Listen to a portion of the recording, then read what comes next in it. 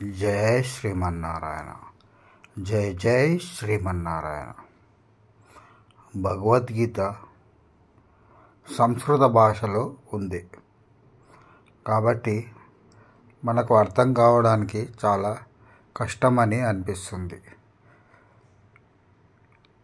అదే కాకుండా అది మన తెలుగు భాషలోనే ఉంటే మనకెంతో సులభంగా అర్థమవుతుంది.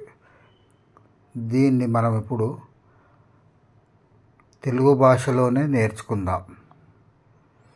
అందులో ఉన్న రహస్యాలు ఏమిటి ఇవన్నీ తెలుగు భాషలో మనకు అర్థమయ్యే భాషలో, మామూలు భాషలో, కఠిన పదాలు లేకుండా తెలుసుకుందాం. అప్పుడు మనకు ఇందులో ఉన్న విషయ జ్ఞానం మొత్తం అర్థమవుతుంది.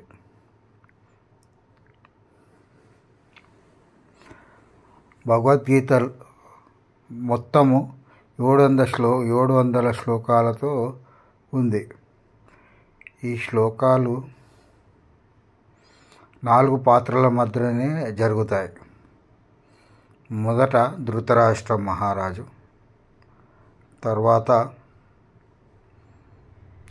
సంజయుడు, అటు తర్వాత అర్జునుడు,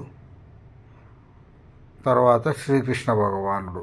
ఈ 4 పాత్రలు ఒకరి వెనుక ఒకరు ఈ భగవద్గీతలో ప్రత్యక్షమవుతారు.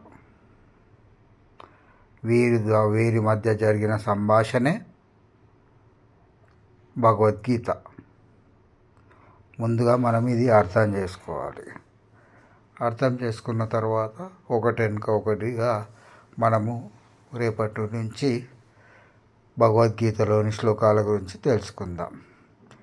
ఇంతవరకు మీరు సబ్స్క్రైబ్ చేసుకోనకపోతే వెంటనే సబ్స్క్రైబ్ చేసుకోగలరు. మీరు సబ్స్క్రైబ్ చేసుకుంటే మనకు చాలా బాగుంటుంది. అలాగే కామెంట్ కూడా పెట్టగలరు. కామెంట్లో కామెంట్ కూడా పెట్టగలరు.